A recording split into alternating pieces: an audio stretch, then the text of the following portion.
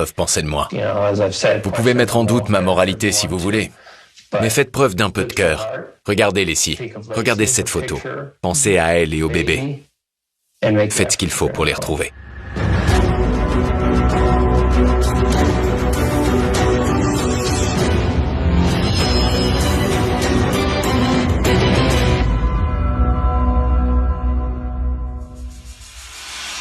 Bienvenue dans Révélation, je suis Hill Harper. Une ville agréable, un couple jeune et beau, bientôt parents, une vie qui semble parfaite, mais les apparences étaient trompeuses et la réalité beaucoup moins idyllique. Entourés par leur famille, leurs amis et beaucoup d'amour, Scott et Leslie Peterson avaient tout pour être heureux, jusqu'au jour du drame.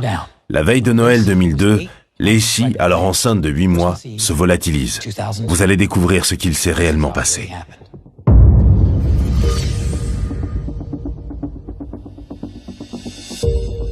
On recherche tous notre âme sœur, la personne avec laquelle on vivra en harmonie. Vous avez vu les photos sur les affiches? Elle affiche un grand sourire. Ça dit tout ce qu'il y a à savoir sur elle. Ils avaient tout du couple américain typique, heureux en ménage et impatient d'accueillir son premier enfant. Elle était la voisine sympathique, lui le mari dévoué à sa femme. Toutes les personnes qui les connaissaient voyaient en Scott le mari idéal, amoureux fou de sa femme. Et Leslie apparaissait comme une jeune épouse pétillante. Ils habitaient à San Luis Obispo. Elle était étudiante, lui travaillait dans un restaurant. Ils se sont rencontrés en 1995 dans un café où Scott était serveur. Ça n'a pas été le coup de foudre, mais ensuite, elle était certaine que c'était l'homme qu'elle épouserait. 2 ans plus tard, ils se mariaient. Il faisait très beau. C'était un mariage en extérieur, sur la plage. La journée était parfaite. Ils formaient un beau couple. Ils étaient faits l'un pour l'autre. Si vous connaissiez Scott et Leslie, vous ne pouviez qu'envier leur bonheur. Je n'ai jamais entendu l'un ou l'autre critiquer son conjoint. Mariés et encore étudiants, Leslie et Scott ouvrent The Shack, un restaurant de burgers. En 2001, ils revendent leur affaire pour s'installer à Modesto. Ils voulaient acheter une maison et se rapprocher de leur famille pour faciliter leur quotidien. À Modesto, les gens décrivent Scott Peterson comme quelqu'un de chaleureux et sympathique. Sa famille aussi. C'est un jeune homme merveilleux. Il est attentionné et bienveillant. Il est du genre à s'arrêter pour vous aider si vous crevez sur l'autoroute. Avec l'arrivée prochaine de ce petit garçon dans leur vie, ils étaient au comble du bonheur. C'était un grand pas pour eux, mais tout se passait merveilleusement bien. Scott a dit aux enquêteurs qu'il s'était levé le matin du 24 décembre, veille de Noël, et avait petit déjeuner avec Leslie. Elle avait pris des céréales. Et ils avaient regardé l'émission de cuisine de Martha Stewart ensemble. On va faire une recette du livre. Il a décidé de faire un tour en bateau dans la baie de San Francisco. Il est parti vers 9h30, 10h moins le quart.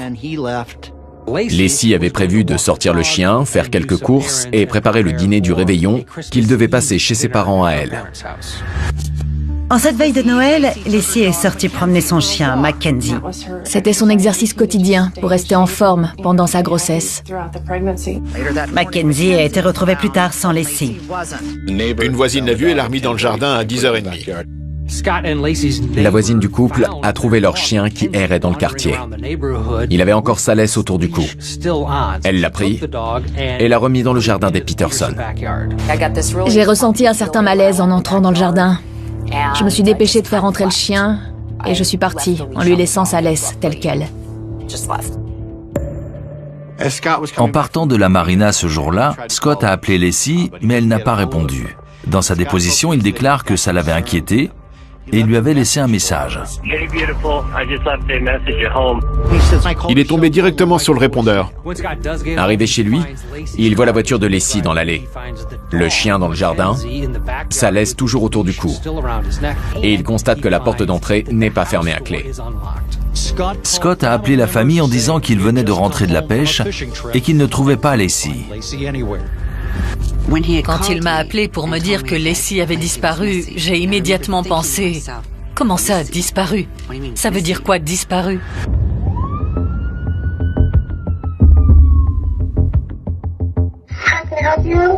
Yes, my son-in-law called My daughter's been missing since this morning. She's 8 months pregnant. She took her dog for a walk in the park. The dog came home with just a leash on. Was it her? Était-il dans ses habitudes de sortir promener le chien? Oui, elle le sortait tous les jours. Les premiers agents dépêchés sur les lieux ont jugé sa disparition inquiétante et ont immédiatement levé le niveau d'alerte.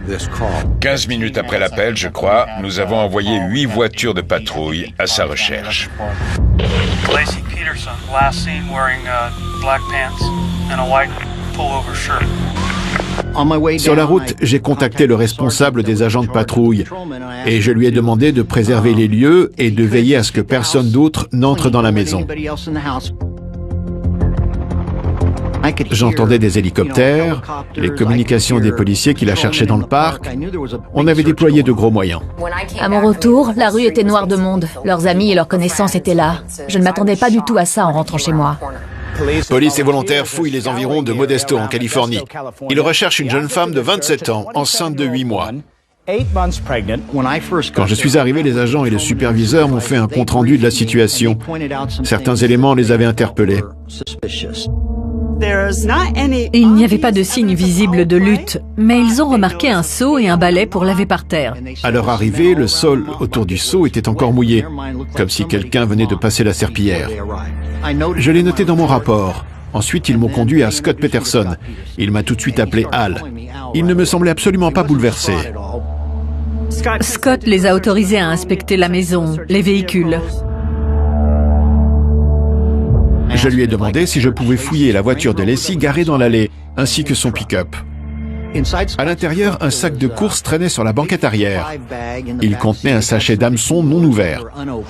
Il y avait aussi une veste militaire sèche au toucher, ainsi que ce qui ressemblait pour moi à une housse de bateau complètement chiffonnée. En cette veille de Noël, les enquêteurs accompagnent Scott à son hangar. Il affirme qu'il n'y a pas l'électricité, alors ils approchent leur voiture et allument les phares pour éclairer l'intérieur pendant qu'ils examinent le bateau. En photographiant l'embarcation, j'ai remarqué une ancre qu'il avait dû fabriquer lui-même. Il voit une ancre avec un anneau, mais pas de corde. J'ai trouvé ça bizarre. Certains détails me troublaient alors instinctivement.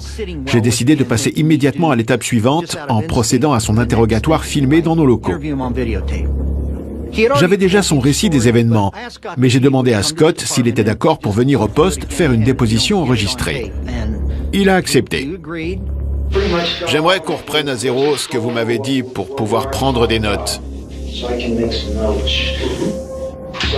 Si j'ai bien compris, vous n'avez aucune idée de l'endroit où Lacey peut être. Aucune. Je lui ai demandé comment ça se passait dans son couple. Avez-vous des problèmes tous les deux dans votre couple? Non. Tout va bien. Ensuite, j'ai lancé l'idée du détecteur de mensonges. Vous accepteriez de passer au détecteur de mensonges pour vous innocenter? Oui. C'est fiable? Oui, de toute façon, ça ne pourra pas être utilisé contre vous. Mais pour moi, c'est fiable. Pas de problème. Nous avons reçu des témoignages crédibles de personnes nous indiquant qu'elles avaient vu Lacey au parc de la Loma. L'employé affirme avoir vu Lacey la veille de Noël entre 10h30 et 14h. Si vous savez quelque chose, signalez-vous. S'il vous plaît, ramenez-nous notre fille. Quand une personne disparaît, c'est le rôle de la famille de faire en sorte qu'on continue de la chercher. Lacey, ma chérie, c'est papa. Nous t'aimons et nous attendons ton retour. Police et FBI ratissent la ville et les terres agricoles autour. Ils ont aussi fouillé le domicile du couple et le bateau du mari. La famille de Lacey Peterson soutient son mari Scott qui, lui, se fait très discret. Si vous savez quelque chose, signalez-vous. S'il vous plaît, ramenez-nous notre fille. Les médias locaux se sont emparés de ce fait divers. L'histoire de cette femme enceinte disparue faisait les gros titres. Et une semaine plus tard, c'était devenu une affaire nationale. Tous les médias du pays en parlaient. Tout le monde cherchait Lacey Peterson. Nous continuons de vérifier les délinquants sexuels, les détenus libérés sur parole, et nous nous intéressons à l'environnement familial. Scott avait accepté de passer au détecteur de mensonges quand je lui avais demandé. On avait donc pris rendez-vous pour le jour de Noël. 1 heure avant le rendez-vous, il m'a appelé pour me dire que sur les conseils de son père, il refusait finalement de faire ce test. J'ai compris que cette enquête serait difficile et qu'il fallait se concentrer sur Scott. Mais j'avais besoin de renforts. Alors j'ai contacté les inspecteurs John Buller et Craig Grogan. L'inspecteur Grogan était chargé d'enquêter plus particulièrement sur tout ce qui pouvait disculper Scott Peterson. On a jugé nécessaire de retourner perquisitionner la maison du couple pour y chercher d'éventuelles traces d'enlèvement ou de signes d'effraction. On s'est rendu chez eux. Allen m'a présenté à Scott, je lui ai serré la main, je l'ai bien observé et j'avais face à moi un homme charmant, séduisant, très agréable. Il était posé, calme, il maîtrisait ses émotions et ne montrait rien. Mais ce qui m'a vraiment frappé et paru bizarre, c'est qu'il ne m'a posé aucune question. Que la police le dise ou non, le suspect numéro 1 est toujours le mari. En général, dans une affaire comme celle-là, au bout de quelques jours, on a un dénouement. Là, l'incertitude s'est prolongée pendant plusieurs mois. Et le temps passant, progressivement, tous les regards se sont tournés vers Scott. Parce qu'il était le conjoint. Et parce qu'il n'avait pas, soyons honnêtes, le comportement habituel d'un mari dont la femme a disparu. Pourquoi est-il allé pêcher en laissant sa femme enceinte de 8 mois, seule à la maison à la veille de Noël? Pourquoi? La famille Rocha apportait un soutien sans faille à Scott. C'était le mari de leur fille. Ils ne comprenaient pas qu'il puisse être soupçonné. Scott est aussi inquiet que nous. Ça le rend malade de savoir qu'il a pu arriver quelque chose à Leslie. Nous la cherchons tous et nous voulons tous la retrouver. Cela fait aujourd'hui 1 semaine qu'une Californienne enceinte de 8 mois a disparu sans laisser de traces. Les jours passaient sans qu'on ait aucun signe de Leslie Peterson. Le périmètre de recherche a été étendu et les questions se sont faites plus pressantes. Où est Leslie Peterson? Elle ne s'est pas volatilisée. Où était cette jolie future maman?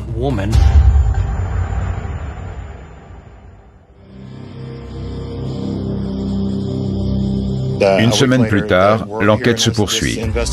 Mais nous sommes évidemment plus inquiets qu'il y a 5 ou 6 jours. Une veillée est prévue dans 2 heures ici à Modesto. On s'attend à une grande mobilisation des habitants. Nous prions pour que le Seigneur continue de protéger Leslie. Nous continuons d'enquêter sur la vie de Leslie et les circonstances de sa disparition. Étant donné le contexte et la période, celle des fêtes de fin d'année, à ce stade, nous privilégions la piste criminelle.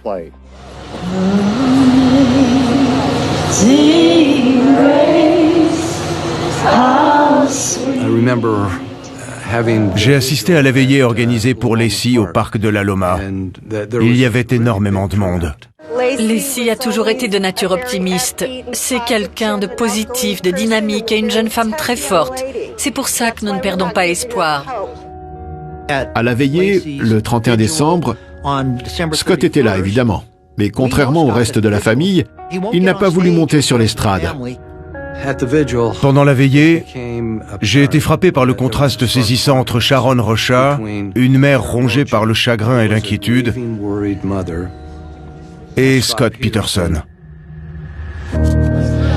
Scott Peterson a suscité des regards incrédules, plaisantant et riant avec des amis. Il a même répondu au téléphone alors que le reste de la famille était en larmes. C'était totalement déplacé.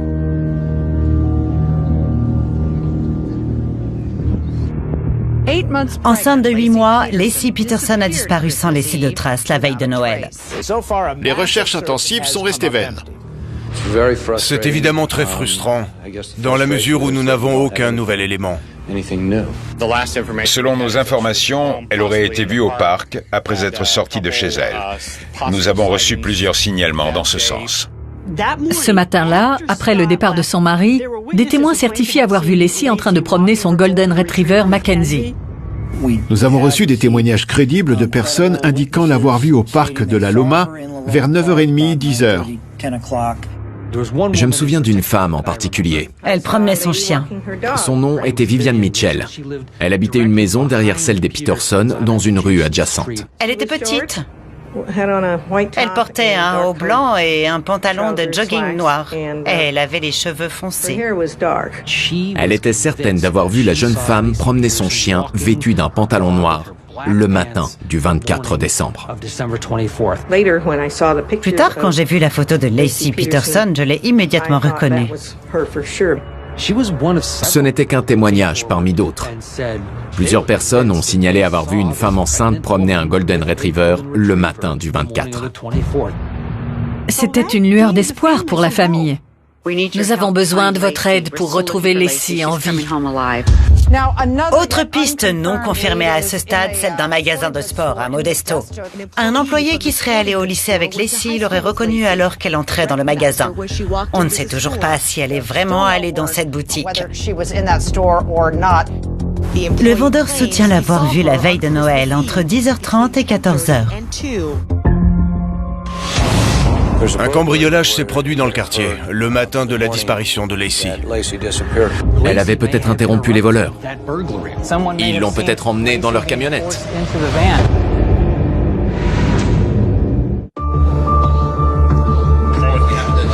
Scott, que souhaiteriez-vous dire à votre femme? J'espère qu'elle est en sécurité et qu'elle va bientôt rentrer. Quoi d'autre? Nous espérons qu'il ne lui est rien arrivé de grave. Laci Peterson est portée disparue depuis 10 jours maintenant. Les soupçons se portaient principalement sur Scott, mais d'autres événements survenus dans le quartier, quasiment au même moment, méritaient certaines vérifications. Plusieurs autres pistes étaient jugées dignes d'intérêt par la police. Un cambriolage s'est produit dans le quartier le matin de la disparition de Laci. Nous faisons notre maximum pour l'élucider. On était entré par effraction au 516 Coven Avenue. C'était en face de chez Scott et Laci qui habitaient au 123 de la même rue. Les propriétaires s'étaient absentés quelques jours. À leur retour, les objets de valeur avaient disparu. L'hypothèse de départ était que Laci avait peut-être surpris les cambrioleurs en pleine action. Les deux maisons étaient si proches qu'on ne pouvait pas ignorer ce fait. Il était possible que ce soit lié et qu'on fasse complètement fausse route avec Scott Peterson. 2 inspecteurs travaillent à temps plein sur cette piste. Ils ont fait passer le mot à tous leurs informateurs. On a rarement mis autant de moyens pour élucider un cambriolage. On a demandé l'aide de la brigade cynophile pour pister la trace de la jeune femme dehors. L'hypothèse selon laquelle Laci aurait promené son chien dans le parc apparaîtrait fragilisée aujourd'hui. Le chien renifleur n'aurait pas mené la police au parc, mais sur la route, comme si elle était montée dans un véhicule. On était sur la pelouse devant la maison et le chien a reniflé le sol, sa queue s'est dressée et il a foncé. Mais il s'est arrêté en plein milieu de la route. Pour son maître, si l'animal avait marqué à cet endroit, ça signifiait que Laci était montée dans une voiture. Dans ce cas, à qui appartenait ce véhicule? Pouvez-vous nous parler de la camionnette suspecte qui aurait été vue ce jour-là au parc, avec un homme et une femme à son bord? Avez-vous des informations supplémentaires à ce sujet? Le témoignage d'un habitant du voisinage parlait d'une camionnette marron foncé qui aurait été vue dans le quartier ce jour-là et qui paraissait suspecte. Chris, CNN a parlé à un voisin des Peterson qui dit avoir vu une camionnette et un individu suspect dans le quartier le matin de la disparition de Laci. C'est bien ça? Quelqu'un aurait même vu Laci être emmené de force dans cette camionnette. La piste de la camionnette a mené les enquêteurs à un terrain de camping et à un certain Donnie. Donnie et sa camionnette marron avaient été vus la veille de Noël dans le quartier. J'ai moi-même creusé cette piste. Craig Krogan et moi sommes allés trouver Donnie. Sa famille et lui vivaient dans ce véhicule sur un terrain de camping. Ces personnes ont été interrogées et aucun lien n'a été établi entre eux et les faits, mais l'enquête se poursuit. On a saisi la camionnette pour l'examiner de fond en comble. L'intérieur était très sale, mais on n'a trouvé aucune preuve que Laci soit montée dedans. La police a élucidé le cambriolage assez vite. On a identifié les cambrioleurs. On les a interrogés. Il s'agissait de 2 hommes, Stephen Todd et Donald Pierce. Ils ont avoué le vol et coopéré presque immédiatement avec la police de Modesto. Ils ont demandé à passer au détecteur de mensonges et ils ont réussi le test. Il y a une sorte de code d'honneur chez les criminels. On ne touche pas aux femmes enceintes. C'est mal vu en prison. On est mal tombé. J'étais au mauvais endroit au mauvais moment. Ils ont passé haut la main le test du polygraphe. Ces individus n'avaient rien à voir avec la disparition de Madame Peterson. On voulait croire qu'il y avait un lien, mais pour l'instant, la police nous affirme le contraire. Des doutes persistent sur Scott Peterson.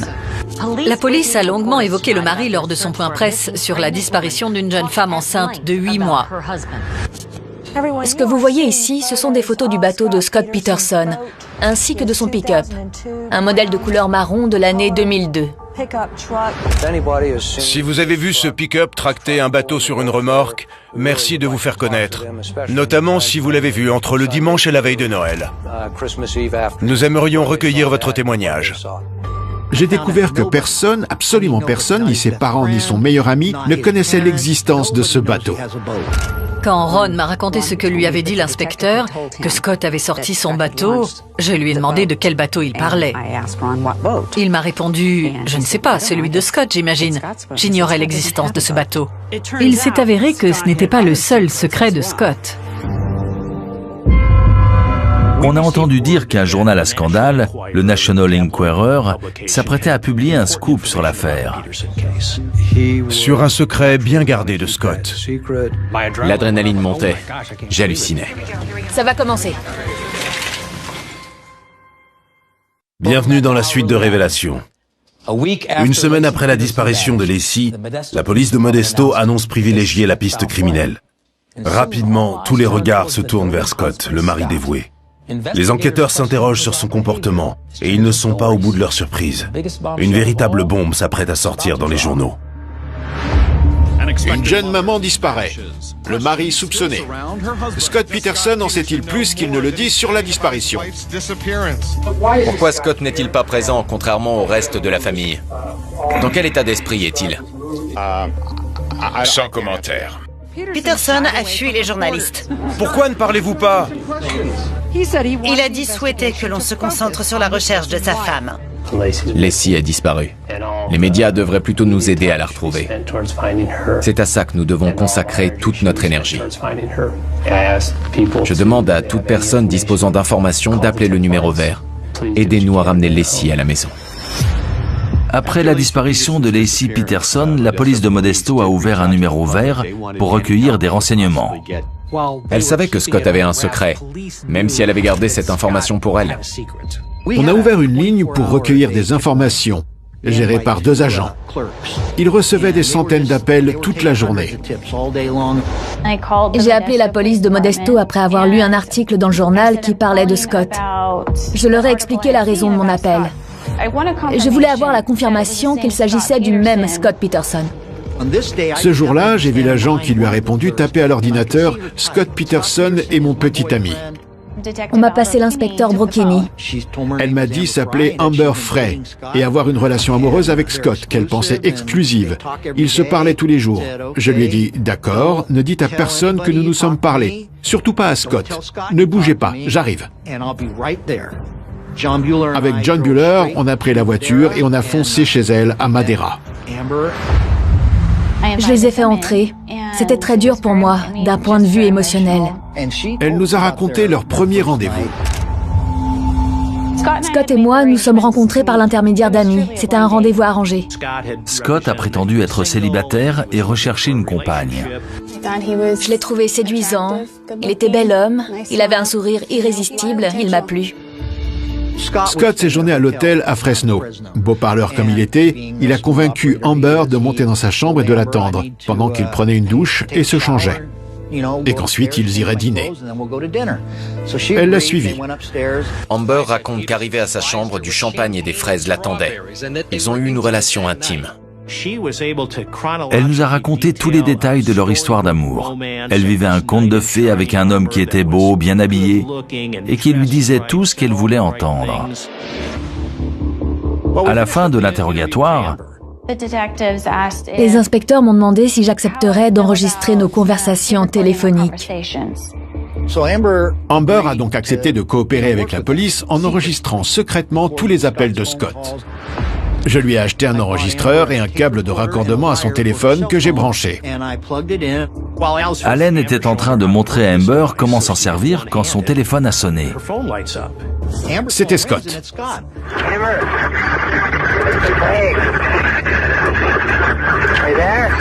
Je me souviens encore de leur tête. Ils étaient surpris. Ils n'en revenaient pas que ce soit lui. On a appuyé sur le bouton pour lancer l'enregistrement et elle lui a répondu.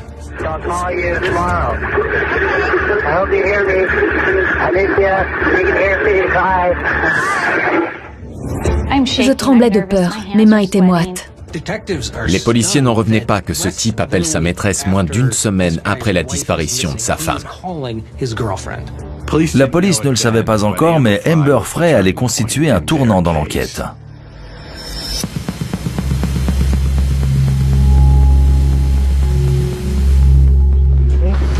À quand remonte votre relation? Le 24 janvier, Amber m'a appelé, affolée. Les médias l'attendaient devant son travail. Apparemment, quelqu'un avait appris son existence. En début de semaine, la police de Modesto a été informée d'un article à paraître dans le National Enquirer contenant des révélations liées à la disparition de Laci. Les inspecteurs redoutaient que certaines photos d'Amber et Scott soient rendues publiques. Amber nous avait montré des photos d'elle et de Scott à une fête de Noël. Ils avaient l'air d'un vrai couple. Scott était radieux, Amber aussi. Il rayonnait de bonheur. On voulait éviter que les Rocha ou les Peterson découvrent ces photos dans la presse. Nous avons donc pris la décision d'informer nous-mêmes les familles, celles de Scott comme celles de Laci, de leur existence. Suite à ça, la police a montré à la famille des photos récentes de Scott et sa petite amie. Je me souviens très bien de la réaction de Sharon quand elle a découvert Scott sur la photo avec cette femme. Elle a éclaté en sanglots en demandant « Pourquoi fallait-il qu'il la tue ?» Aujourd'hui, en raison de l'acharnement de certains médias, l'identité et l'existence d'Amber Frey ont été rendues publiques. Nous avons préféré exposer Amber à la presse nous-mêmes. On voulait désamorcer la bombe en quelque sorte, en la présentant aux caméras de télévision. Comme vous le savez, une conférence de presse est imminente. Ted, à quoi vous attendez-vous? On nous avait annoncé une conférence de presse. On s'attendait à ce qu'ils évoquent cette petite amie, mais sans nous faire trop d'illusions.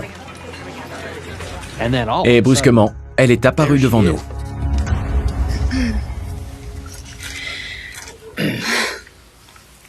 Pour commencer, j'ai rencontré Scott Peterson le 20 novembre 2002. Je ne savais pas qu'il était marié quand j'ai fait sa connaissance. Il m'a affirmé qu'il n'était pas marié. Nous avons effectivement entamé une relation amoureuse. Elle est entrée dans la pièce, s'est avancée jusqu'au micro et a commencé à parler de sa relation avec Scott Peterson. Je suis vraiment désolée pour la famille de Laci. Pour la peine que je sais que je vais leur causer. Je prie pour qu'elle soit retrouvée saine et sauve. Après ma déclaration publique, quelques amis de Laci qui étaient présents dans la salle sont venus me voir pour me remercier de m'être manifesté et d'avoir coopéré. On m'a également demandé si j'étais d'accord pour rencontrer Sharon à son domicile. Je veux la remercier d'avoir pris la parole. Je sais qu'elle était terrifiée. La famille de Laci Peterson a immédiatement lâché Scott. Ils l'avaient soutenu à 200% quand tous les autres le pointaient du doigt. Ils avaient pris publiquement sa défense. Brent, le frère de Laci, a téléphoné à Scott pour lui demander de s'expliquer. I mean, what can you tell me about my sister to make me understand that you're telling the truth and that I can still support you? Yeah, I mean, I know that you know how happy we were together and that, you know, never changed or wavers. La journée a été très éprouvante pour la famille Rocha. Elle s'exprimait pour la première fois depuis la découverte de la liaison de Scott Peterson. Lors du point presse, elle a déclaré avoir coupé les ponts avec lui. On aurait pu penser que la conférence de presse d'Amber Frey mettrait un point final à leur relation. Mais Scott tenait visiblement à la poursuivre. Même après la déclaration publique d'Amber Frey, Scott Peterson a continué de l'appeler et a cherché à la retenir. Ce qu'il ne savait pas, c'est que tous ses coups de fil étaient enregistrés. La police disposait de tous les enregistrements. Scott Peterson est immédiatement devenu l'ennemi public numéro 1. J'avais beaucoup de compassion pour lui au début, mais maintenant je me pose des questions. Est-ce qu'il ne cache pas autre chose? Alors il a décidé d'accorder une interview télévisée à Diane Sawyer sur ABC. Avez-vous tué votre femme? Grosse erreur. Une future jeune maman disparaît. Tout le pays est à sa recherche. 500 000 $ de récompense et toujours aucune trace de Laci Peterson. Les plongeurs fouillent la marina de Berkeley dans la baie de San Francisco. C'est là que Scott dit avoir pêché le jour de la disparition de sa femme. Au total, la baie de San Francisco a été explorée à 50 reprises. Une équipe cynophile participe aux recherches dans la marina de Berkeley. Des recherches ont été menées à la marina de Berkeley samedi dernier, au cours desquelles une bâche bleue a été remontée à la surface. On était convaincus qu'elle était dans la baie. Scott disait y être allé. Il y avait des traces d'eau de mer dans le bateau. Tous les jours, des plongeurs la cherchaient. Même quand les recherches pour retrouver Laci se sont intensifiées, les médias semblaient plus intéressés par la relation entre Scott et Amber Frey. L'arrivée d'Amber Frey a tout changé. Le public ne portait plus du tout le même regard sur l'affaire. Je soupçonne le mari et sa petite amie. À mon avis, il est coupable. J'avais beaucoup de compassion pour lui au début, mais aujourd'hui j'ai des doutes. Est-ce qu'il ne cache pas autre chose? Depuis le début, Scott Peterson avait toujours fui les médias. Mais après l'apparition d'Amber Frey, sa famille l'a convaincu de faire quelque chose pour améliorer son image. Alors il a décidé d'accorder une interview télévisée à Diane Sawyer sur ABC. Je pense que tous nos téléspectateurs se posent la même question. Avez-vous tué votre femme? Non. Je ne l'ai pas tuée. Et je n'ai joué aucun rôle dans sa disparition. Ça s'est mal passé. Il a voulu faire croire que Laci était au courant de sa liaison avec Amber Frey et que ça ne lui posait pas plus de problèmes que ça. Diane Sawyer ne l'a pas raté. Vous voulez vraiment faire croire aux gens qu'une femme enceinte de 8 mois et demi puisse apprendre que son mari la trompe et ne pas faire de scandale? Que cela ne la dérange pas et qu'elle accepte cette situation calmement? Qu'elle s'en accommode? Oui. Pour tout vous dire, vous ne savez pas comment on fonctionne, elle et moi. Vous n'êtes pas dans notre couple. Grosse erreur. Le peu de crédibilité qu'il avait avant ça s'est envolé avec cette interview. Scott Peterson en a accepté encore quelques-unes après ça. Il m'en a accordé une chez lui. Mais il a posé plein de limites. Il a lui-même fixé la durée de notre entretien, le choix de notre équipement. Il voulait tout contrôler. Je voudrais qu'on définisse les sujets qu'on va aborder. Au bout de 5 minutes sur un entretien qui devait en durer 10, je savais qu'il ne nous dévoilerait rien. Je ne suis pas autorisé à vous révéler certaines choses pour des raisons de confidentialité de l'enquête. Il se contentait de réciter des réponses toutes prêtes.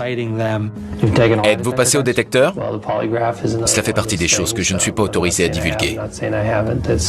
Je ne dis pas que je l'ai fait, ni que je ne l'ai pas fait, c'est confidentiel.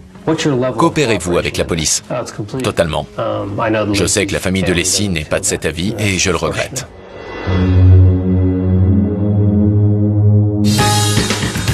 Cette journée aurait dû être la plus belle dans la vie de Laci Peterson. Au lieu de ça, elle nous laisse un goût amer et un grand vide dans nos cœurs. Aujourd'hui, 10 février, Laci aurait dû accoucher, mais ce soir, il n'y a ni maman ni bébé.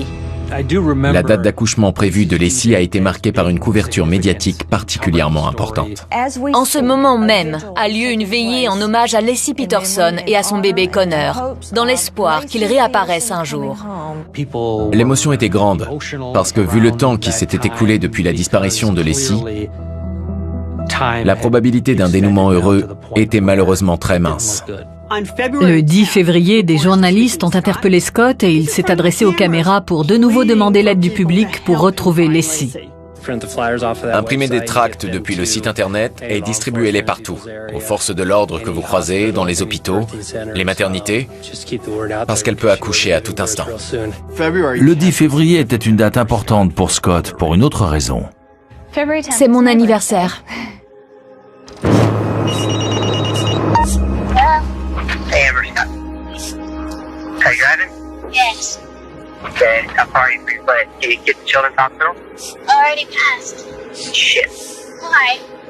Because I want you to stop. Je vivais près de l'hôpital pour enfants de Valley.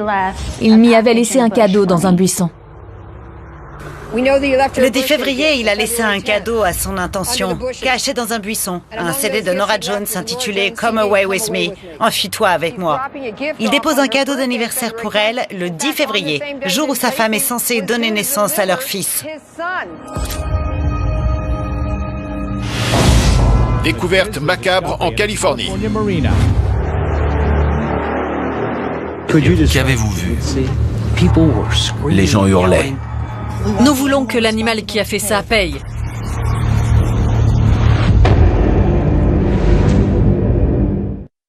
Deux mois après la disparition de Leslie, officiellement, la police n'a toujours aucun suspect et Scott n'est toujours pas passé au polygraphe. Finira-t-on par retrouver Leslie et l'enfant qu'elle portait? La police continue activement ses recherches dans la baie de San Francisco, mais il n'y avait toujours pas de corps. Pendant ce temps, Scott Peterson n'est toujours pas suspect officiellement, mais il n'a pas non plus été mis hors de cause. L'attention médiatique était tellement forte qu'il ne pouvait plus habiter chez lui. Il vivait temporairement du côté de San Diego. Il dormait ici et là. Il s'est réfugié à San Diego pour être auprès de ses sœurs et de sa famille. Il s'est décoloré les cheveux, il était brun et il est devenu blond, voire roux. Et il s'est laissé pousser un bouc. Pendant quelque temps, on ne s'intéressait plus autant à l'affaire Laci Peterson, de mi-février à mi-avril 2003. Puis ça a été l'onde de choc. Découverte macabre en Californie. Est-ce la clé de la mystérieuse disparition de Laci Peterson? Dimanche, un couple promenant son chien a découvert un cadavre de nourrisson. Le nouveau-né s'est échoué sur le rivage à environ 800 mètres d'ici. J'étais au bureau quand on nous a signalé que le cadavre d'un bébé avait été découvert sur une plage de Richmond, juste à côté de Brooks Island. Qu'avez-vous vu? J'ai vu ce qui m'a semblé être un minuscule corps humain décomposé. Le lendemain, c'était une femme que l'on découvrait. Une femme promenant son chien le long de cette plage a aperçu un cadavre de femme dans un état avancé de décomposition. Une conférence de presse est prévue d'ici 1 heure, mais à ce stade, il est encore impossible de dire si ces corps sont bien ceux de Laci Peterson et de l'enfant qu'elle portait avant de disparaître. Ça a été un moment très éprouvant pour Sharon, Ron et toute leur famille. On était tristes pour eux. Ces 4 derniers mois ont été un cauchemar permanent pour nous. S'il s'agit effectivement de Laci, il faut que l'animal qui a commis ce crime odieux paye. Dès la découverte des corps, j'ai appelé le ministère de la Justice pour demander qu'on localise Scott et qu'on le place sous surveillance. Au moins le temps que les corps soient formellement identifiés. Une fois les corps découverts, la police de Modesto a obtenu un mandat. Elle s'est rendue à San Diego où Scott était surveillé 24 heures sur 24. On savait où il était grâce aux écoutes et à la géolocalisation de son téléphone. J'ai donc envoyé une équipe de surveillance là-bas. Il conduisait une voiture neuve. L'identification formelle des corps a pris plusieurs jours. Nous avons décidé de demander un mandat d'arrêt provisoire. Le juge nous a signé le fameux mandat, mais en nous demandant par principe de ne pas l'exécuter avant de connaître le résultat des analyses ADN.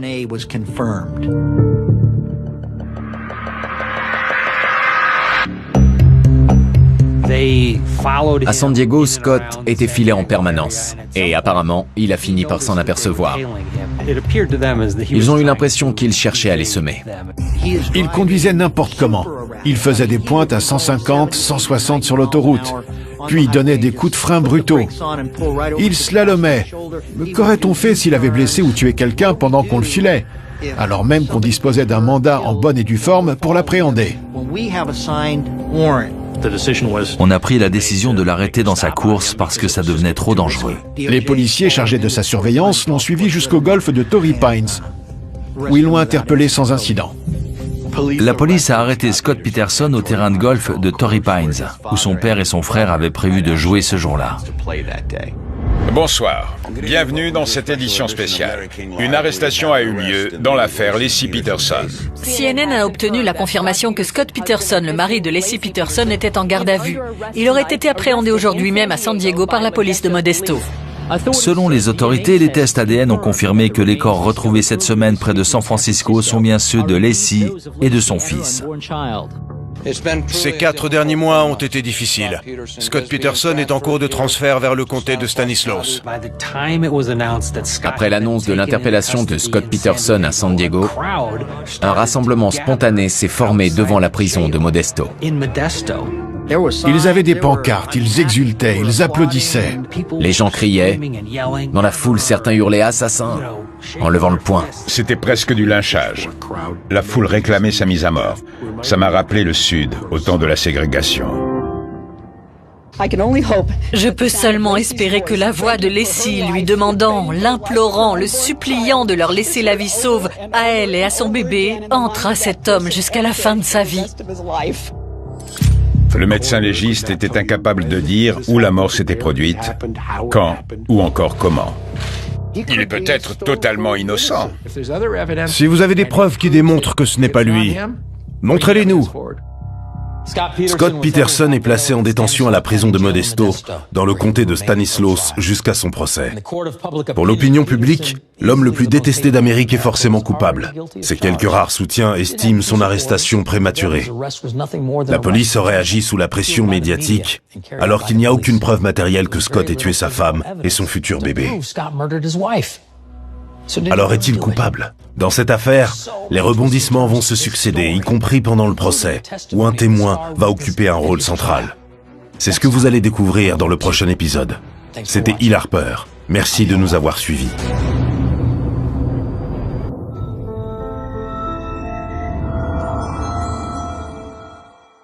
Je n'ai rien à voir avec la disparition de Laci. Je ne vais pas perdre de temps à me défendre. Je me fiche de ce que les gens peuvent penser de moi. Je sais que certains m'accusent d'être impliqué dans cette affaire. C'est faux. Mais j'aurais beau le répéter, ils continueront de m'accuser. Je leur dis la même chose qu'à tout le monde. C'est-à-dire, ma famille a disparu, faites preuve de compassion. Aidez-nous à la retrouver.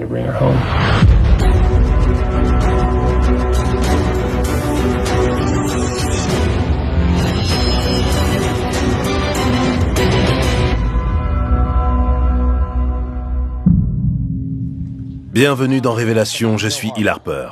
En apparence, Scott et Laci Peterson avaient tout d'un couple amoureux, pressés d'accueillir son premier enfant. Mais quand la veille de Noël, la future jeune maman se volatilise, le conte de fées se transforme en sordide histoire de meurtre sur fond de mensonges et de trahison. Personne n'avait envie de croire que ce mari dévoué ait pu faire du mal à sa femme et à son futur bébé. Pourtant, après la découverte de leurs cadavres dans la baie de San Francisco, Scott Peterson est arrêté et inculpé de meurtre. Alors est-il coupable? Aujourd'hui, dans Révélation, le procès de Scott Peterson. A-t-il vraiment tué sa femme?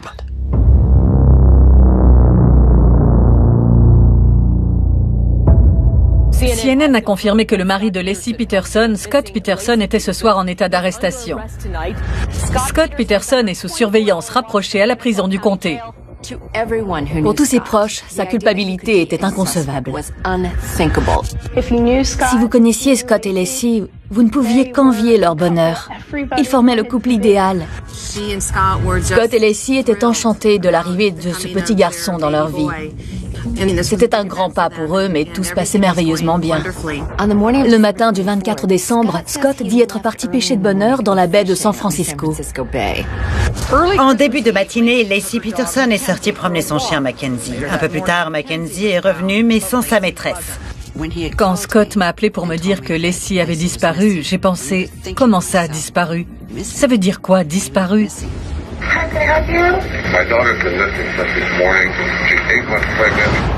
Les hypothèses étaient nombreuses, mais dès le départ, la police s'est forgé une conviction. À l'arrivée des inspecteurs, les premiers agents sur place ce 24 décembre leur ont conseillé de s'intéresser de près au mari dont le comportement était très inhabituel. Dès le début, Scott s'est comporté bizarrement. Il paraissait coopérer, mais pas totalement. Il y avait trop d'incohérences dans son récit. Quand il arrive chez lui, il voit que les affaires de sa femme sont là. Son véhicule dans l'allée et le chien aussi. Tout est là, sauf Lacey. Il prend une douche, il mange un bout de pizza et met ses vêtements à laver.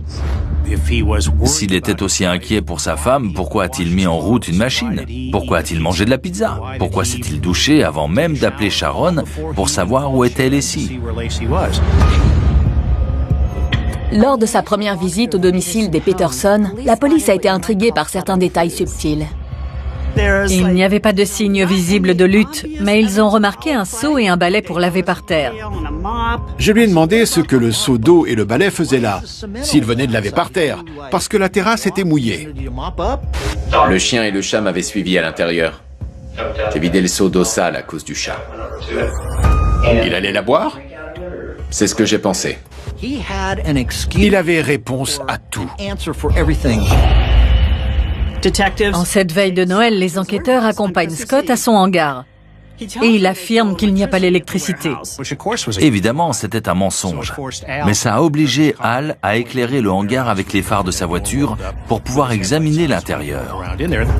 Ils ont repéré des résidus de poussière sur une table en bois, comme s'il avait fabriqué une encre dessus. Il y avait des traces rondes au milieu des résidus sur la table, qui nous laissaient penser que Scott n'avait pas fabriqué une seule encre, mais 4 ou 5.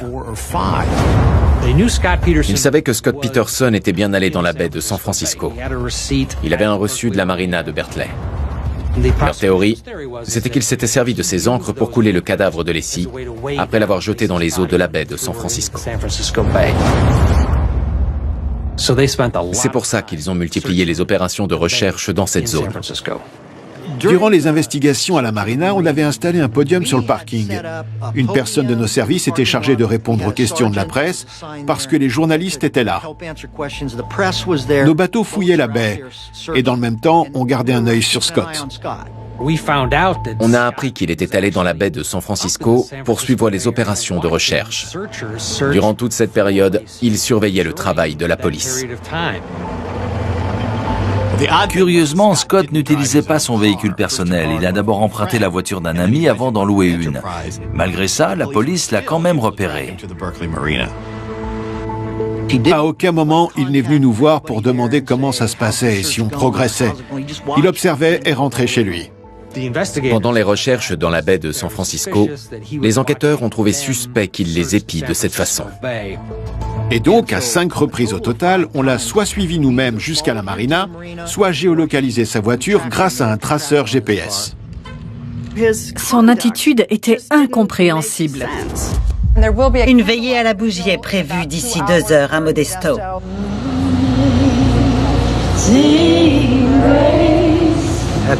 Pendant la veillée, j'ai été frappé par le contraste saisissant entre Sharon Rocha, une mère rongée par le chagrin et l'inquiétude, et Scott Peterson.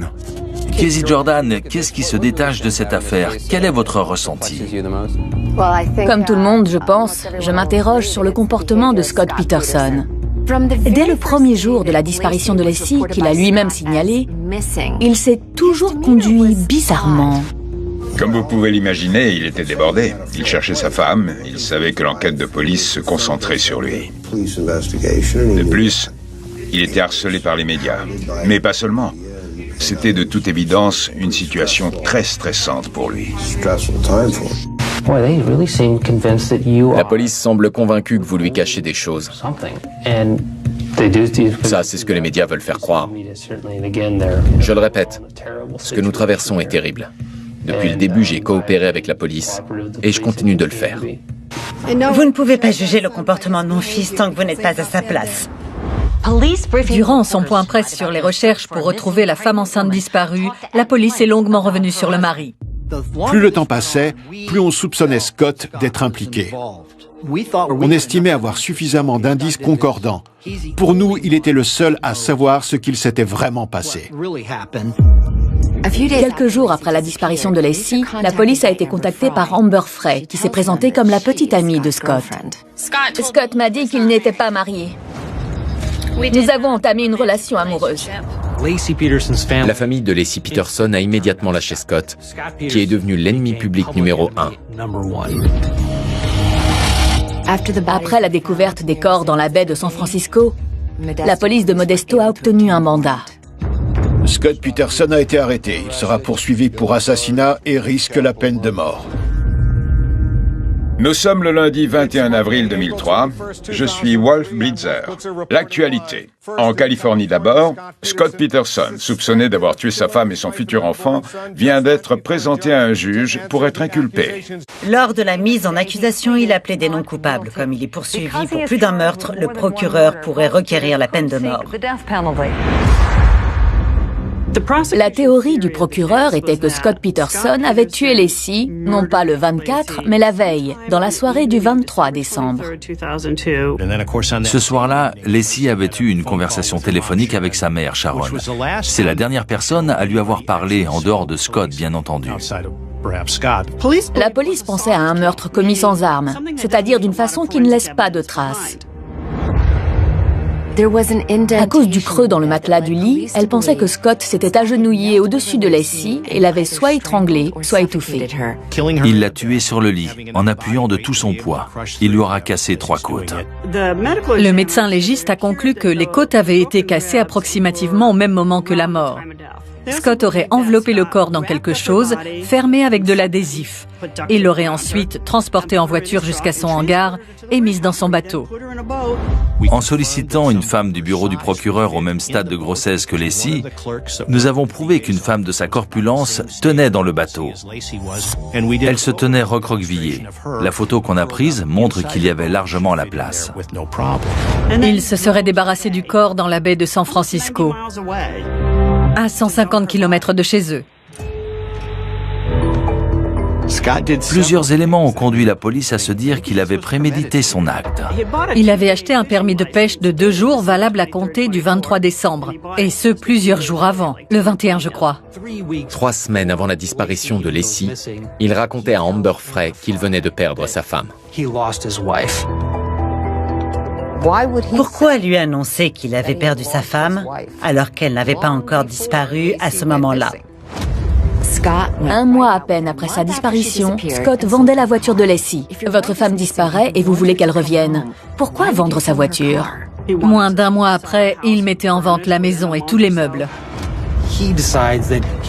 Il décide de prendre non pas une chaîne porno dans son abonnement au câble, mais toutes les chaînes pour adultes disponibles à la télévision. Pris séparément, ces éléments pouvaient paraître insignifiants, mais mis bout à bout, c'était comme un puzzle étalé devant nous. Même s'il manque des pièces, on arrive quand même à distinguer l'image générale. Sa vie était décortiquée de telle façon que n'importe qui à sa place aurait paru suspect. J'ai encore des doutes dans cette disparition. Nous n'allons pas plaider le doute raisonnable dans cette affaire.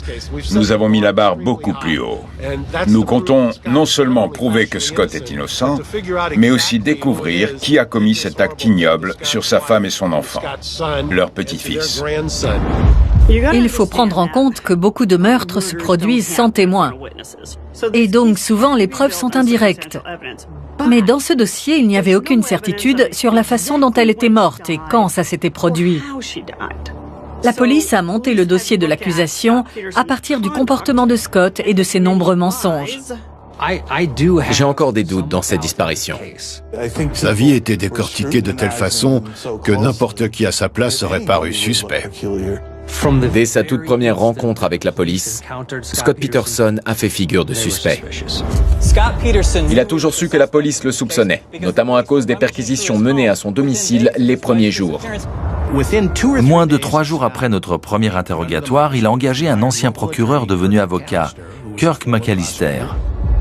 McAllister a été remplacé assez vite. Les parents de Scott ont demandé à Mark Geragos d'assurer sa défense. J'ai été contacté par le père de Scott, qui a ensuite passé le téléphone à son épouse. J'ai discuté avec elle. Elle a réussi à éveiller ma curiosité. À la fin de cette conversation, j'étais intrigué.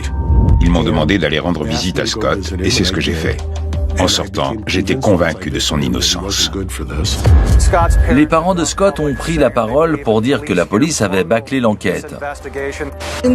Les policiers n'ont pas enquêté sérieusement. Ils devraient réétudier certaines pistes. Une personne a pris la vie de Leslie et celle de son bébé. Et nous voulons savoir qui est responsable. On fera tout pour ça. Ils lui reprochent d'avoir négligé certaines pistes au détriment de Scott.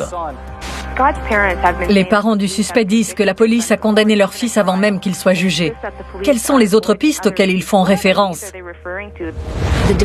La défense mettait en avant des événements inexpliqués dans le quartier au moment de la disparition de Leslie. Pour commencer, elle avait été vue en train de promener son chien après le départ de Scott pour la marina. Des personnes ont affirmé avoir vu Leslie promener son chien. Le fait est que les témoins oculaires qui affirment avoir vu Leslie Peterson disent tous la même chose. Aucun n'a été recontacté par les enquêteurs après avoir appelé le numéro vert de la police. Parmi les pistes évoquées, il y avait celle d'une camionnette marron qui avait été signalée dans le quartier. Sa présence avait éveillé des soupçons.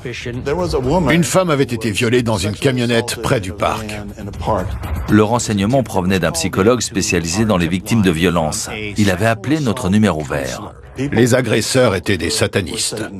Les personnes dans la camionnette portaient soi-disant des t-shirts avec le chiffre 666 marqué dessus. Des policiers sont allés parler aux individus identifiés comme étant ceux qui se trouvaient dans la camionnette. Ils ont posé des questions, sont repartis et ça s'est arrêté là. Leslie n'est jamais montée dans cette camionnette. Bonjour Larry, ma question est la suivante. J'ai entendu dire que les voisins de Leslie avaient été cambriolés le jour de sa disparition. Pourrait-il y avoir un rapport? La date du cambriolage reste un point de désaccord entre le bureau du procureur et les avocats de Scott. Or, elle est cruciale pour reconstituer la chronologie des faits. La défense soutient que le cambriolage a eu lieu le 24 décembre, le même matin où Leslie a disparu. Alors que la police croit les cambrioleurs, qui ont reconnu être les auteurs du vol, mais qui certifient qu'il aurait eu lieu le 26 décembre. Si le cambriolage avait eu lieu 2 jours après la disparition, il n'y aurait pas de lien. Mais ça reste toujours un point de désaccord. Le 26 décembre, les médias campaient déjà devant la maison. Les caméras de télévision étaient même pointées sur la maison cambriolée quand les journalistes prenaient l'antenne. Ils ont dit eux-mêmes que les caméras étaient là quand ils ont commis leur cambriolage. La police de Modesto a dit « Les cambrioleurs disent que c'était le 26 et on les croit. Que voulez-vous répondre à ça ?» Je n'en revenais pas. Ils ont tous les deux réussi le test du détecteur de mensonges. La famille Peterson et les avocats de Scott estimaient que c'était une énorme erreur de la police de Modesto. Mark Geragos a terminé sa déclaration liminaire en clamant haut et fort que Scott Peterson était totalement innocent. Je n'ai jamais rien vu de tel. Ça a été un désastre complet pour la partie civile.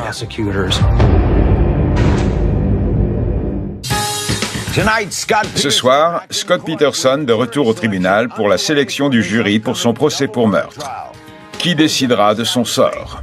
Une centaine de jurés potentiels a commencé à remplir le questionnaire de 30 pages.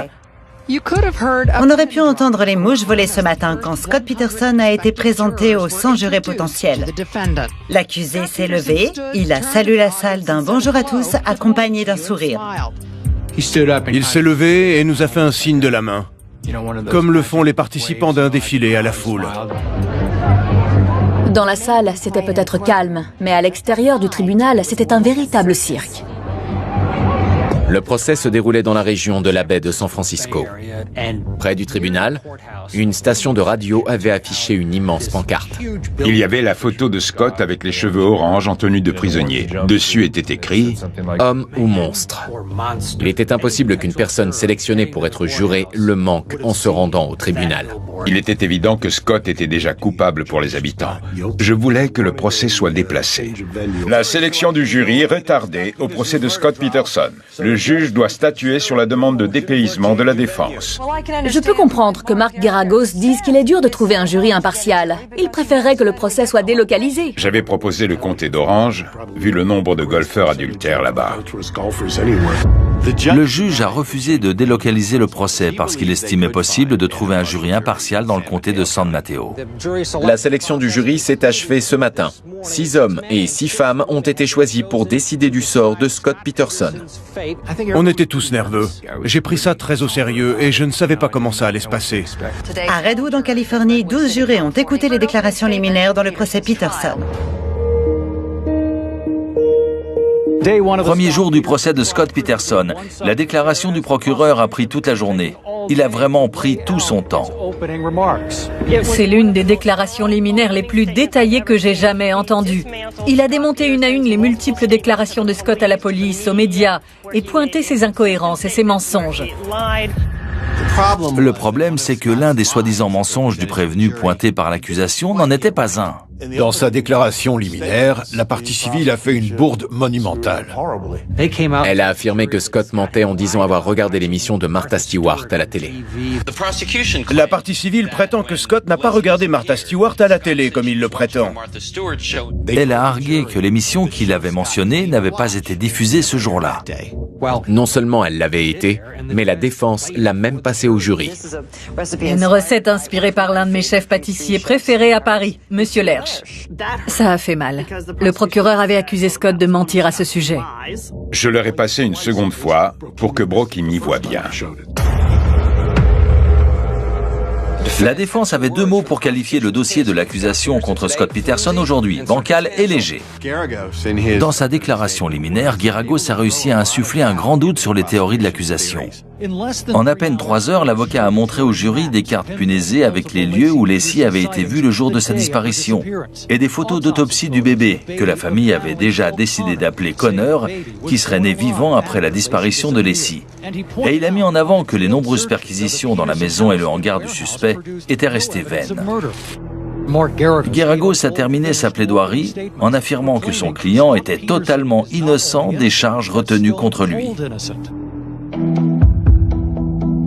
Le début du procès a été cauchemardesque pour l'accusation. Chaque fois que le procureur appelait un témoin à la barre, Mark Geragos parvenait à retourner la situation et à en faire un témoin à décharge.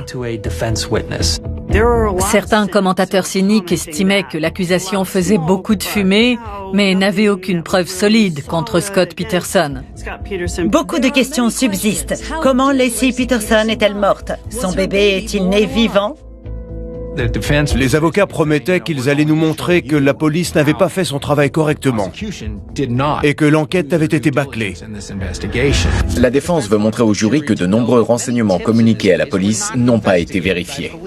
L'avocat demandait à la partie civile « Avez-vous enquêté là-dessus? Avez-vous contacté la personne sur le pont? Avez-vous parlé aux cyclistes à proximité ?» Il semblait y avoir encore eu beaucoup de points non vérifiés. 3 semaines après le début du procès, tension dans le jury. Un juré a été révoqué pour mauvaise conduite. Des remous au sein du jury. L'accusation en était encore à la présentation des preuves quand le juré numéro 5, Justin Falconer, a parlé aux frères de Leslie, Brent Rocha. Ils étaient tous les deux à l'entrée. Plusieurs caméras ont filmé un juré en train de parler aux frères de Leslie Peterson. Vous risquez de perdre. Un juré n'est pas censé communiquer avec la famille. Falconer savait forcément à qui il parlait. Justin Falconer, un agent de sûreté aéroportuaire de 28 ans, a été récusé. Il était très pro-défense. On l'a vu sur toutes les chaînes de télé après. Pour moi, il est innocent. On ne nous a pas prouvé le contraire. Comment pouvait-il dire ça? La présentation des faits n'était pas finie. Leur seul élément solide, c'est que le corps de Leslie s'est échoué à l'endroit où Scott a dit qu'il était. Mais ils ne savent même pas comment elle s'est retrouvée là. Il donnait son avis partout, et selon lui, Scott Peterson ne devait pas être condamné. Un adultère et des soupçons. Ces enregistrements audio parlaient d'eux-mêmes. Ils prouvaient qu'il avait trompé sa femme, pas qu'il était responsable de sa mort. Bienvenue dans la suite de Révélations. Jusque-là, le dossier de l'accusation est principalement constitué de preuves indirectes, que la défense n'a aucun mal à balayer. Le procès semble tourner en sa faveur, et Peterson peut encore espérer ressortir libre. Mais cela va changer avec l'arrivée à la barre d'Amber Frey, le témoin clé du procureur. Ce soir, le témoin star du procès Scott Peterson. Au programme, champagne, fraises et sexe. L'ex-maîtresse témoigne à la barre. Elle livre tous les détails de leur relation depuis leur première nuit ensemble, dès le premier soir. Jusqu'à l'arrivée d'Amber Frey, l'accusation paraissait mal partie. Amber Frey avait enregistré en secret plus de 100 conversations téléphoniques avec Scott, tout après la disparition de sa femme. Il est évident que la déposition d'Amber Frey et l'écoute des enregistrements ont représenté un tournant dans le procès. Le vent a tourné. Chacun de ces enregistrements, effectués à la demande de la police, a été une petite bombe en soi.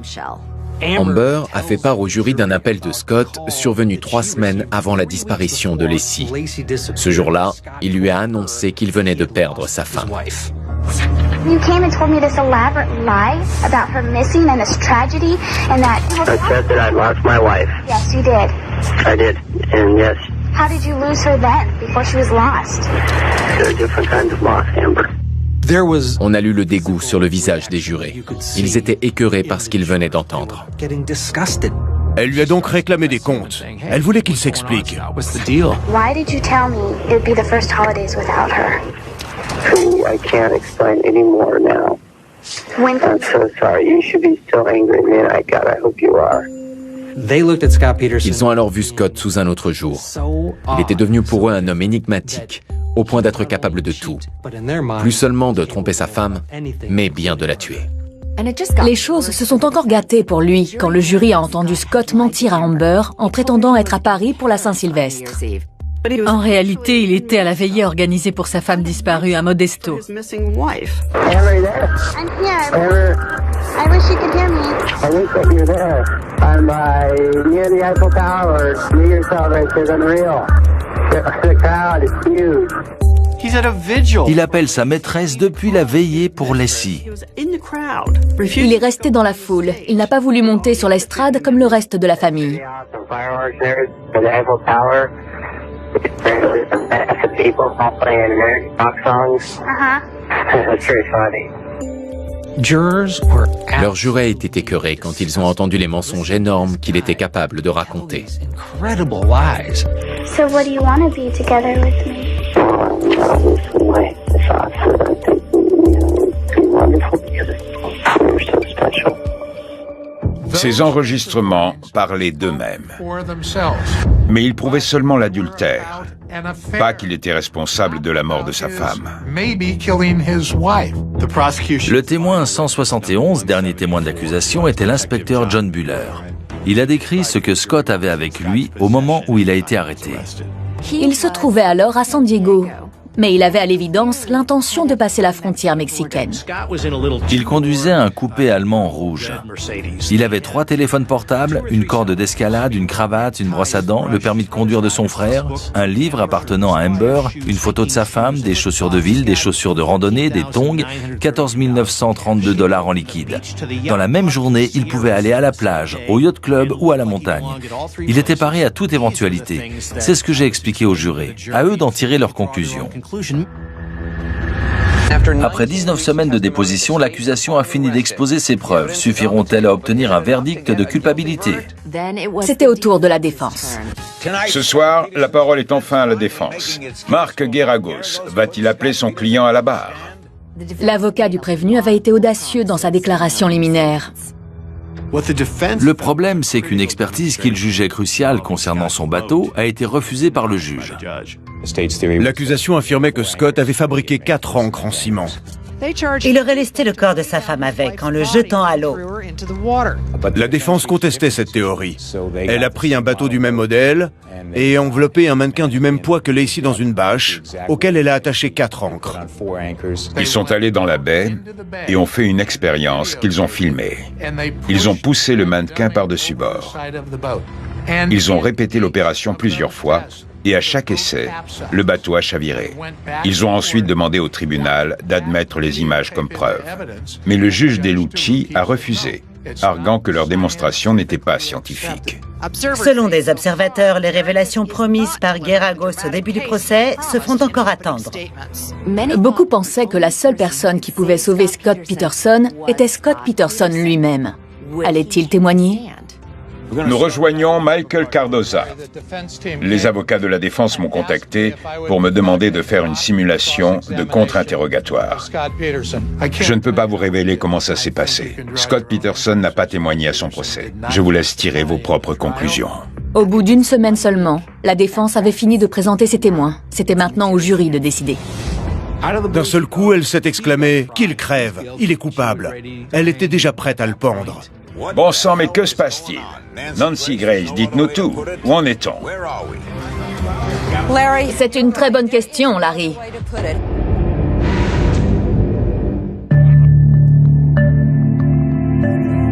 Comment convaincre un jury que quelqu'un d'aussi normal en apparence est capable de commettre un acte aussi machiavélique?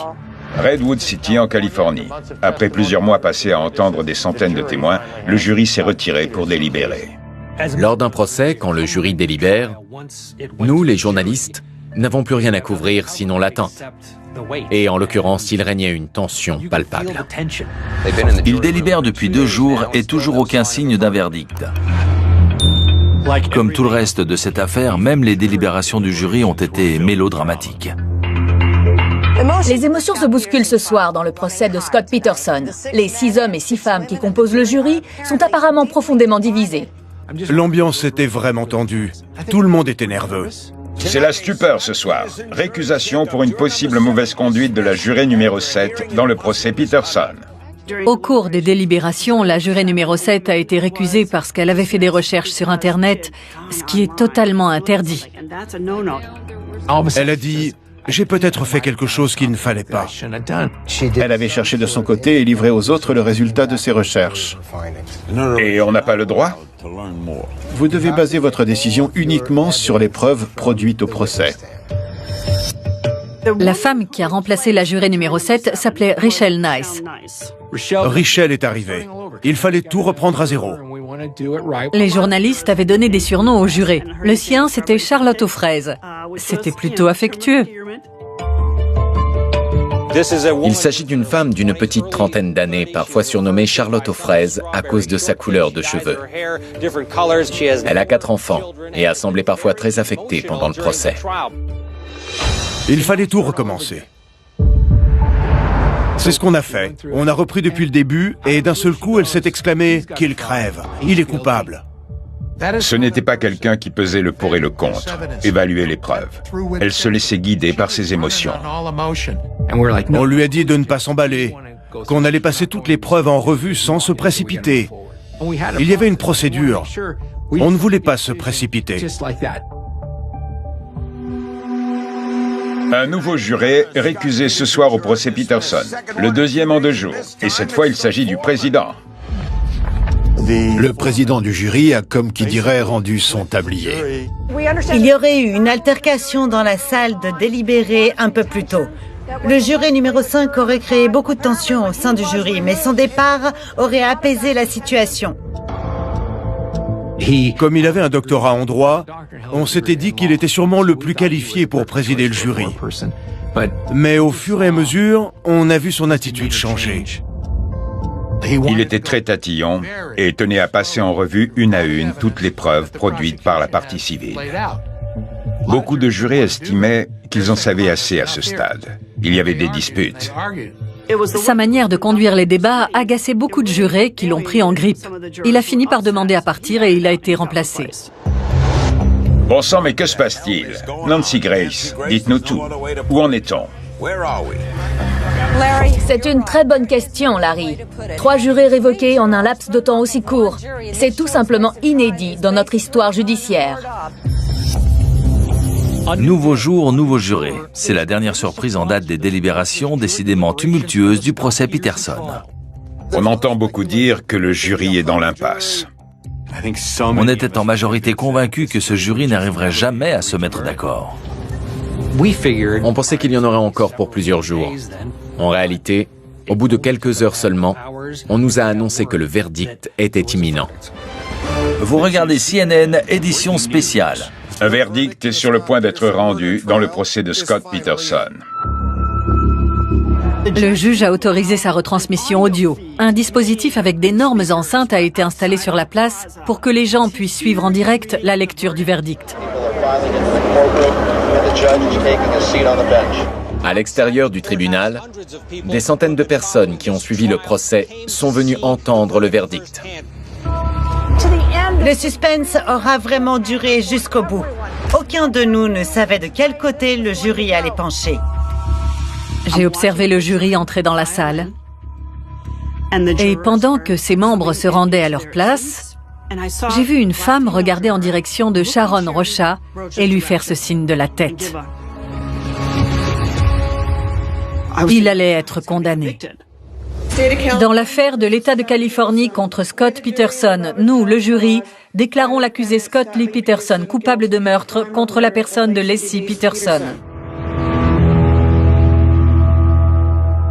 On était sidérés.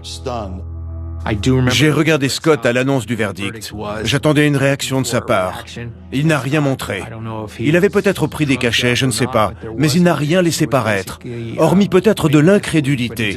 Il regardait dans le vide. Scott Lee Peterson coupable de meurtre. Une fois le choc passé, on a entendu les hurrahs de la foule à l'extérieur. J'ai eu l'impression d'être au Colisée de Rome, comme si l'empereur venait de condamner un homme à mort. Tout le monde se réjouissait de voir cet individu jeté dans la fosse aux lions.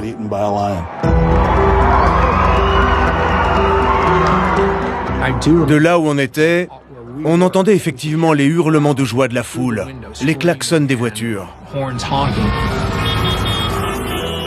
Ça ne nous faisait pas plaisir, ce n'était pas le moment de se réjouir. Scott Peterson a été reconnu coupable de meurtre avec préméditation sur sa femme Laci. Et le jury a retenu l'homicide involontaire sur son enfant à naître, Connor. Scott est resté plutôt impassible à l'énoncé du verdict. Mais d'après un documentaire récent, ce n'est pas du tout comme ça qu'il l'a ressenti. C'est en tout cas ce qu'il a dit à sa belle-sœur, Janet.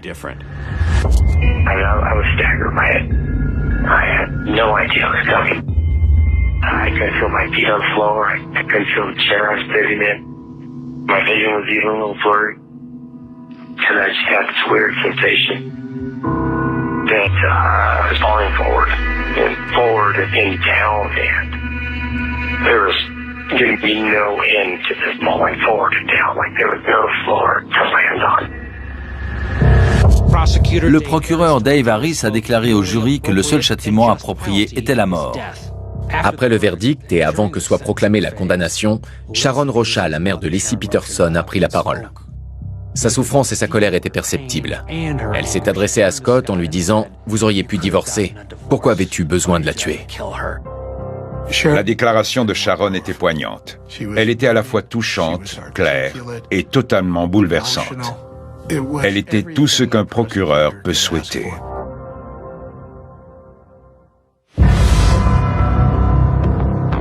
Une jurée avait menti dans ses déclarations, comme on allait l'apprendre par la suite. J'ai une chose à dire à Scott.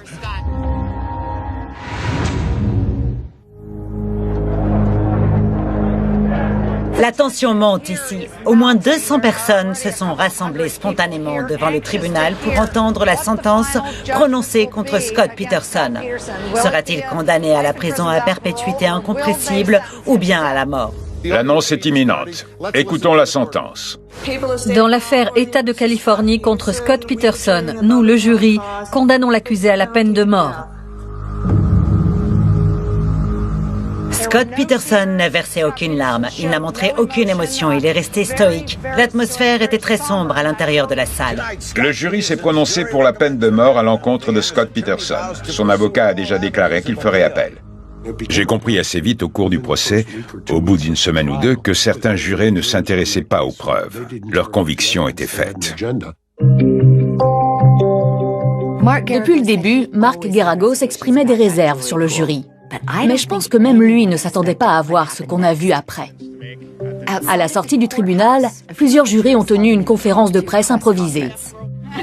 C'est un abruti et je n'ai qu'une chose à dire à Scott. Regarde les gens en face quand ils te parlent. Scott avait le sourire aux lèvres quand il est arrivé. Il riait. Il suffit de regarder les réactions du jury après le verdict. Ils s'en sont donnés à cœur joie à la sortie. Il était clair qu'ils n'avaient pas beaucoup étudié les preuves durant les délibérations. Il pensait rentrer chez lui. Eh bien, devine quoi, Scotty? San Quentin t'attend. La Californie interdit de tuer femmes et enfants. C'était un spectacle affligeant. Ils étaient remplis de haine, de colère. Ça m'a mis très mal à l'aise. J'ai détourné les yeux. J'avais l'impression d'assister à un lynchage. Surtout de la part de celle qui était surnommée Charlotte aux fraises. On a appris par la suite qu'elle avait menti sur son passé en remplissant le questionnaire des jurés. Elle avait caché avoir été victime de violences conjugales. Scott Peterson était le mari de Lacey. Le papa de Connor.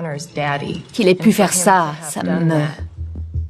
On sait aujourd'hui, c'est en tout cas ce qu'avance la défense, qu'elle n'a pas été complètement honnête dans ses réponses au questionnaire de sélection du jury. À l'origine, Richelle ne devait pas faire partie du jury. Elle est l'un des motifs de notre appel.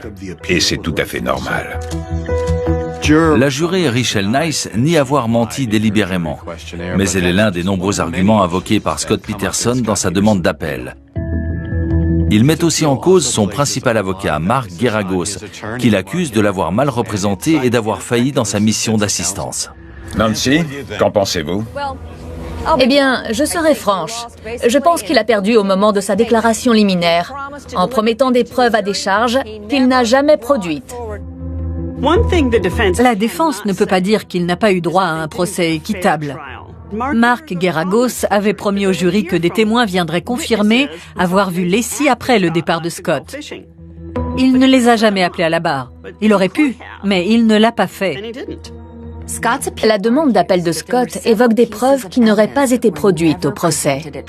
Ses nouveaux avocats estiment que c'est ce qui a coûté sa liberté à Scott.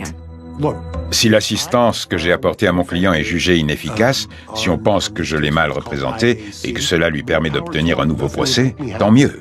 Rien ne me ferait plus plaisir. Il me paraît peu probable que sa demande d'appel aboutisse. Je pense que le mieux que Scott Peterson puisse espérer, c'est que sa peine soit commuée. Que la Cour suprême transforme sa condamnation à mort en perpétuité incompressible. Je pense que sa condamnation sera annulée. S'il y a une justice dans ce monde, elle le sera. Scott Peterson a-t-il tué Lacey? La réponse varie selon la personne interrogée. Je n'ai aucun doute sur le fait que Scott Peterson soit l'homme le plus arrogant et le plus énigmatique que j'ai jamais rencontré. Et son comportement est inexplicable.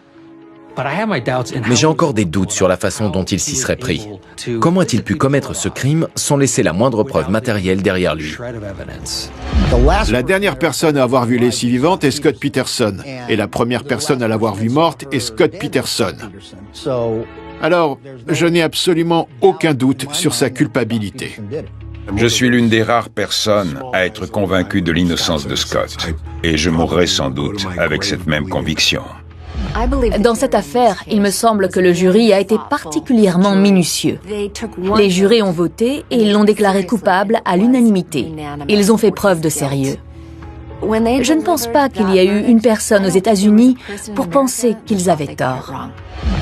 Je ne regrette pas ma décision. Je pense effectivement qu'il est coupable. J'ai bien écouté ce qui a été dit au tribunal. J'ai fait exactement ce que la loi attendait de moi.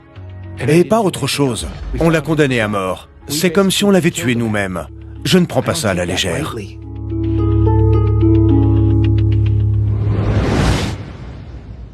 Scott Peterson est dans le couloir de la mort à la prison de Saint-Quentin. Son procès a coûté 2,6 millions de dollars à l'État de Californie. 184 personnes ont témoigné et 12 jurés ont scellé son destin. A-t-il été condamné injustement comme ses avocats le prétendent, ou a-t-il vraiment commis ce crime abominable, comme le jury l'a conclu? En 2004, Sharon Rocha a milité pour faire adopter la loi intitulée Lacey et Connor.